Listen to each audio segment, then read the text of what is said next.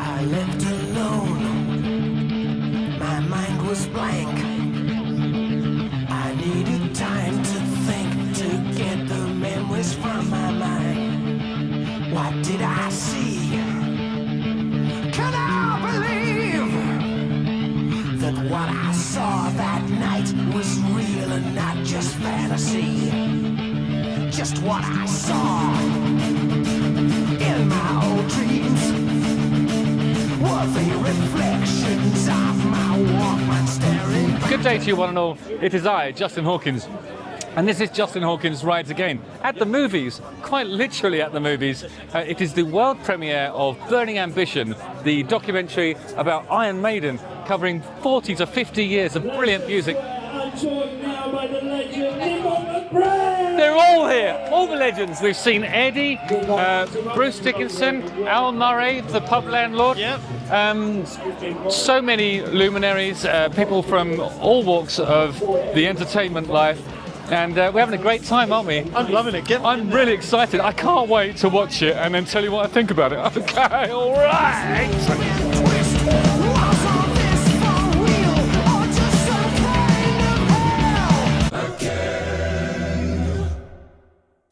Well, as I've just explained from the red carpet, today I'm talking about Iron Maiden, and that's for a couple of reasons. The first is that it's just 2 months until Edfest, 2 Ds at Knebworth, where The Darkness, that's my band, will be supporting them for their only UK show on the Run For Your Lives World Tour.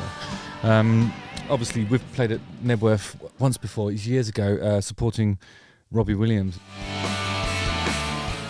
It's an amazing experience. It really is an incredible place, steeped in history. And here's some a lovely photograph taken backstage with Robbie Williams last time, because we were supporting him back then. That was in 2003. I think so many people attended those record-busting shows that we were famous the next day. Now, that's actually an optical illusion as well. It looks like there's two rock stars enjoying a drink together, but if you look closely, I'm holding both of the drinks. So, which tells you something about the way I was living my life back then. It won't be the case this time. I'll be sober as a judge and just kicking ass.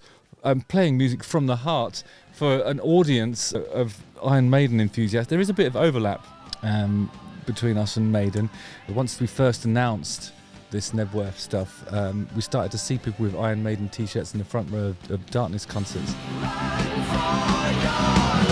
The Iron Maiden t-shirt, I think, is something that, well, when I was growing up, it was like the uniform of the outsider. I remember Juggy, we called him Juggy because his name was also Justin, used to wear an Iron Maiden t-shirt. I used to wear an Iron Maiden t-shirt. Stabby Chris used to wear an Iron Maiden t-shirt. He wasn't Stabby Chris until much later, when he started stabbing people. My friend Jimmy Learjet, Iron Maiden t-shirt, just anything with Eddie on it. It's Eddie's. Eddie is the badge of honour for the outsider who enjoys rock and metal, but especially metal, I think. Anyway, the second reason I'm talking about Iron Maiden is because I've just watched Burning Ambition, which comes out today. If you're an Iron Maiden fan, you're part of one family, my friends. I know in a recent interview with Eddie Trunk, Steve Harris explained that the documentary was about Iron Maiden and not by Iron Maiden. It's not us. We didn't have that control that we would normally have if we're doing it ourselves, of course. But you obviously endorsed it and cooperated with it. You signed off on it. Yeah, of course. But if we'd have done it, I think we'd have done it in a slightly different way. And I think people should just go and see it and see what they think. So yeah, I think if you surrender to the process of allowing somebody else to make your a documentary about you, you have to really trust that individual or that organisation, really, because you're at the mercy of whoever it is that edits the thing. So we've experienced that as well. I know how that feels. It's just everybody sees everything differently. Like the things that you think are documentary worthy, or the times when you wish the cameras had been there, and the stuff that you hope would go in, if it doesn't support the narrative, or at least a narrative arc that is being asserted by the person editing it, or doesn't sit in with their vision of who you are and what they want to say about you, there is a certain amount of just surrender to that, which can be quite difficult, and also it's a little bit uncomfortable to watch. So I think it's fair to say that Steve Harris is euphemistically suggesting that he has mixed feelings about it, which I think is normal. That's probably the sign of an honest documentary, quite honestly. Anyway, as you'd expect, Burning Ambition does address the history of the band. Its lineup changes, including the arrivals and departures of Paul Di'Anno, Blaze Bayley, and Bruce Dickinson. Bruce in his box. The adversities. The press were saying Maiden are dead. We have grunge. Adversity is a gift. The successes, that's what you have to protect yourself from. And the songwriting, which is at the core of all of the musical existence, I think. Oh, this is my music publisher. It seems crazy to write songs about drinking and screwing women and smoking strange substances and going out and partying and all the rest of it, when these are all things that are much more fun. It's much more fun doing it than it is listening to a song about it. I mean, we prefer to write songs about things that people don't do very often, like death. That's an interesting thing, isn't it? We prefer to write songs about things people don't do very often, like death. We do it at least once. There are people who do it more than once, actually, especially like in the, I think it was called Flatliners. It's a science fiction movie with Kiefer Sutherland, I think, where they literally have near-death experiences so that they can, I don't know, feel more alive or something. I haven't seen it. Anyway, 1 hour and 46 minutes long.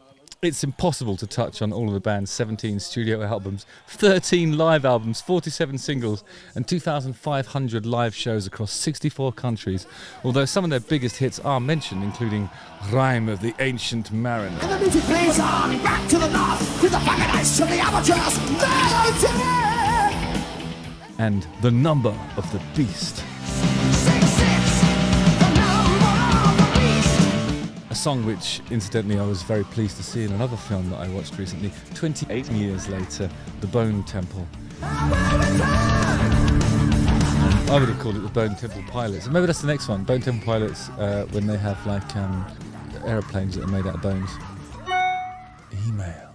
Just some bullshit. Unbelievable. Anyway, Malcolm Venville, that's Burning Ambition's director, has said that the intention was never to explain Maiden to the fans. They don't need that.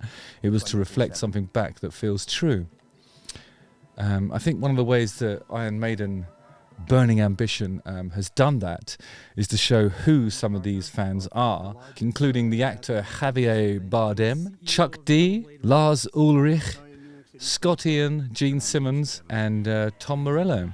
But one of the things that really stuck out for me is that a lot of time was given to a character with his own fan base, including me, and that's Eddie. The skull-like individual was created by Derek Riggs and first featured on the band's 1980 debut album. Eddie is the defining image of Iron Maiden. Manager Rod Smallwood explained in his words that the origins of Eddie really came from the fact that the guys in the band were actually quite shy. Aside from Derek Riggs, Mark Wilkinson has also illustrated Eddie, for instance, on the Book of Souls and Senjutsu, and he's a brilliant artist, and I've actually had the joy of working with him. He designed the cover of Worst Case Scenario, which was to be my first solo album. I didn't release it, but he had a brilliant Mark Wilkinson front cover. He also did One Way Ticket to Hell and Back for The Darkness. So yeah, one of the great things I think about the olden days of physical format, when music was a product and not just a service, is when you'd buy a piece of vinyl and then pour longingly and lovingly over the artwork itself. And Mark Wilkinson used to reward that by hiding jesters in the Marillion album covers imagery. You'd have to search high and low to find those guys. And I think that's the attention to detail that separates the best of rock and metal, and I include Iron Maiden in that. So anyway, I know from experience that documentaries about your own band are quite a difficult thing to watch, especially when, like Steve said, you don't have full artistic control. And maybe you don't want artistic control. Maybe you want somebody to sort of shine a light on you from a different angle, and maybe it's just like maybe it's a bit like a type of dysmorphia where the way you see yourself isn't the way the rest of the world sees you. I find that with my own stuff, really. Like, I think even when I do something and somebody says they like it, sometimes the reason why they say they like it is not in alignment with the reason why I wanted to do it in the first place, or whatever. It's like everybody has a completely different perspective, and all of art is subjective. So yeah, watch Iron Maiden, Burning Ambition. It's fire.